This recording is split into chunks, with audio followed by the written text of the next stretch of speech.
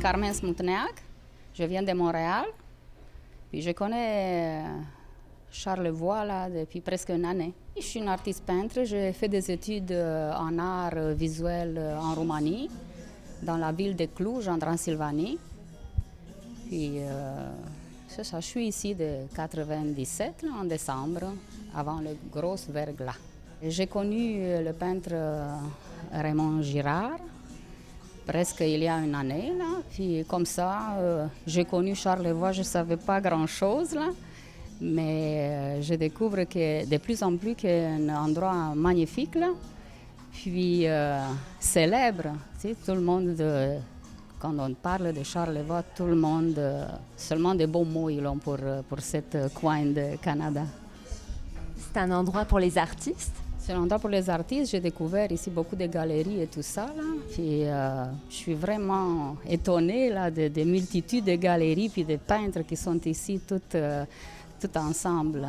C'est quelque chose là, extraordinaire. Oui, je suis Raymond Girard. Je demeure à Baie-Saint-Paul depuis 2000. J'ai un atelier ici à Baie-Saint-Paul dans la rue Sainte-Anne. Quand j'étais peintre amateur, je venais peindre, j'avais une journée de congé dans la semaine, je venais peindre dans Charlevoix. Et puis quand je me suis débarrassé de mon dernier commerce, j'ai décidé de m'en venir à Baie-Saint-Paul pour exposer mes tableaux, vendre mes tableaux, puis vivre de ma peinture. Et puis depuis cette période-là que je suis au même endroit. J'ai commencé à peindre en 90, j'avais 47 ans. J'ai jamais suivi de cours, j'ai tout appris par moi-même. Je suis autodidacte. Et puis, j'ai commencé par le paysage, un peu d'abstrait à spatule. J'aimais découvrir différentes façons de travailler. Après, j'ai commencé à travailler avec des pâtes, de la modeling paste, que je sculptais avec différents instruments, des spatules. Et puis ensuite, j'ai eu l'idée des métaux martelés, parce que mon père était forgeron, faisait du fer forgé. Donc, j'ai dit, pourquoi pas trouver une façon d'incorporer des métaux dans mes tableaux. Et puis, j'ai commencé comme ça, lentement, puis j'ai fait des essais durant 3 semaines, un mois, pour savoir comment présenter ça. Et puis, au bout d'un mois, bien là, je me suis laissé aller, j'en ai vendu plusieurs. Et puis, au bout de 4 ans, 5 ans, j'ai eu l'idée d'incorporer autre chose. Puis là, j'ai pensé aux pierres, des pierres d'agate, des pierres qui viennent de divers pays. Et puis, des fossiles, des ammonites, des septariens, orthocérius, que j'incorpore dans mes tableaux avec des métaux, des pierres, je fais des compositions. Et puis, avec de la modeling paste, je mets de la poudre de silice, poudre de marbre à l'intérieur. J'étends ça à la spatule et tout le tour des métaux et des pierres, je sculpte. Je reviens sculpter ma pâte. Et puis après ça, je mets la couleur parce que la pâte est blanche. Et puis après ça, je mets un vernis brillant. Oui, c'est une technique que j'ai développée au fur et à mesure, par essai, par échec. Mais c'est par échec qu'on vient qu'à réussir à faire quelque chose. Si on n'essaye rien, on ne ferait jamais rien. Donc moi, je ne voulais pas me contenter de faire des paysages et un peu d'abstrait. Mais je fais encore du paysage. Je n'ai pas arrêté, pas perdre la main. Mais mon principal travail, c'est avec les métaux et les pierres. Et puis les masques aussi, les masques avec des masques d'Afrique, ça fait seulement qu'1 an et demi. Ça, je me promenais dans un centre d'achat, puis j'ai vu ces masques-là. J'ai dit peut-être c'est intéressant d'incorporer ça à ma technique. Et puis j'en ai acheté quelques-uns, j'ai incorporé. Et puis à ce moment-là, je trouvais ça intéressant, puis j'en ai fait plusieurs. Puis j'en ai plusieurs de vendus aussi. Puis je vends beaucoup de tableaux à l'extérieur du Québec. J'en vends au Québec, j'en vends aux États-Unis, j'en vends beaucoup en Europe. J'en ai peut-être dans une dizaine de pays. Parce que c'est vraiment unique, mon travail. Fait que les gens, j'en envoie tous les ans, j'en envoie plusieurs aux États-Unis et en Europe aussi.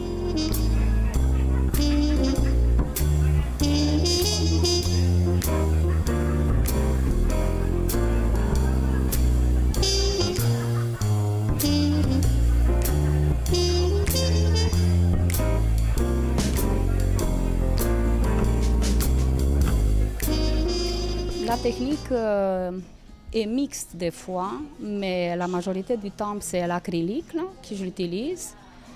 Et je l'utilise d'une telle façon que donner à la toile comme un air qui s'est fait à l'huile, mais en réalité, c'est l'acrylique tout simplement. De temps en temps, j'utilise des autres techniques comme un peu en relief, des pâtes à modeler, des choses comme ça, mais de plus en plus, je réduis ces choses-là. Je veux que la surface est assez lisse, là, puis qui donne l'impression de l'huile.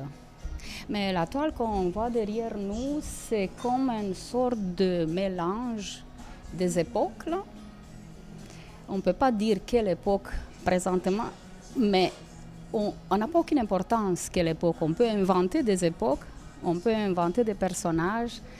Puis ce mélange de tous ces éléments-là qui sont très actuels, comme les machines, toutes sortes d'engrenages qui comptent le temps, là, mélangés avec des choses qui n'existent pas, ou des choses qui existaient, là, comme, je sais pas, des femmes médiévales ou un peu bizarres. C'est toute une atmosphère qui se crée. Puis, j'ai voulu donner comme une sorte de mystère un petit peu, là, une sorte de je sais pas quoi, là, qui chacune voit à sa façon. Je fais cette toile-là en pensant, qu'est-ce qu'aime une femme à un homme? Puis, je me dis, OK, il aime qu'elle soit vraiment courageux. Elle aime c'est le premier qui ouvre les portes.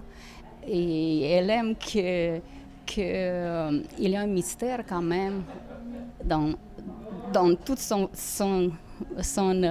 être, son personnage. Aussi, il a une sorte de compassion pour lui parce que c'est lui qui s'en va à la guerre. Tu sais, c'est comme... C'est lui qui peut-être, il a beaucoup de tâches assez lourdes, là, comme dures là, à faire.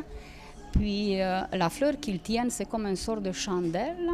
Tu sais, c'est comme s'il meurt. Là. C'est ça, c'est comme une sorte de... Tu es un peu lié avec la religion, si on veut. Là, tu sais, c'est comme la vie d'après, là où... C'est ça, c'est une liaison qui s'est faite avec ces deux personnages. Puis lui aussi, en arrière de sa tête, là, il a des personnages de femmes qu'il a aimés, qui sont là, ne se voient pas trop. Puis sur un cheval qui est imaginaire aussi.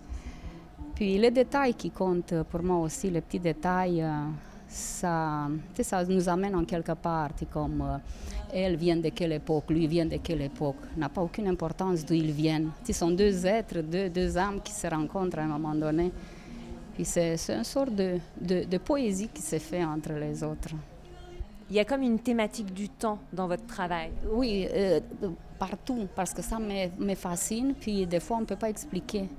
On ne peut pas expliquer la notion du temps trop non plus. On connaît toutes sortes d'affaires, on connaît toutes sortes de formules, la vitesse et tout ça, là, que plus la vitesse est grande, le temps rapetisse, là.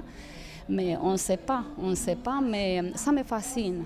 Ça me fascine. Puis aussi, c'est comme le temps pour nous les humains, c'est trop court, là. C'est comme, on n'a pas le temps d'apprendre puis d'accumuler des choses, là, puis que, on n'a pas le temps qu'est-ce qu'on fait avec cette connaissance qu'on a.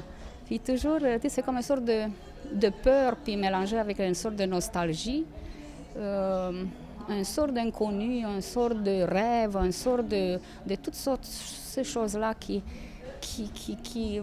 on s'est mis des questions à ce sujet-là.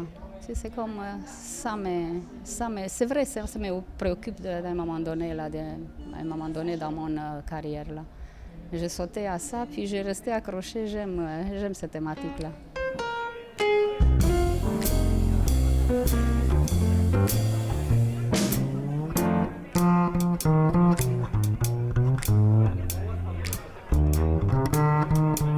La façon que je travaille, je sors toutes mes pierres et mes fossiles. Ensuite, je fais ma composition. Je mets ça sur le panneau. Ça, c'est sur des panneaux de maçonnette. Et puis après ça, quand je vois que la composition me plaît, là, à ce moment-là, je sors mes métaux.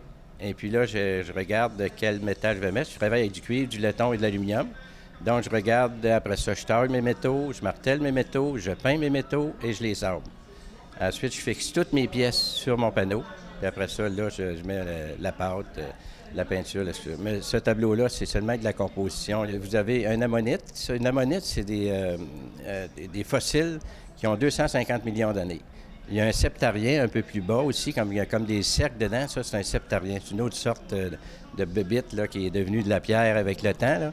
Et puis, il y a une grosse pierre d'agate au milieu. Puis, il y a différentes petites pierres aussi tout le tour qui viennent de divers pays. Ça vient d'Europe. J'achète ça dans des boutiques spécialisées à Québec.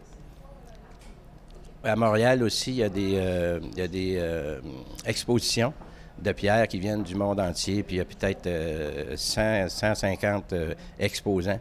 Fait qu'on peut choisir les pierres qu'on veut. Selon moi, je les choisis par les couleurs pour agencer avec mes tableaux.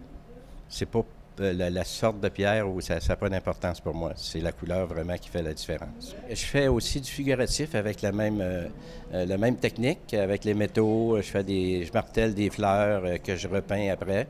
Et puis au milieu, les fleurs, je mets ma pâte et je reviens sculpter ma pâte tout le tour, puis mes fleurs. Et puis c'est ça, comme le pot est tout en aluminium, et puis les fleurs tout le tour en haut. J'ai mis du cuivre aussi en haut. C'est du cuivre que j'écrase et que je martèle. J'écrase avec des marteaux, puis je martèle. Que je peins, je sable, et après ça, j'incorpore toutes mes pièces sur mon panneau.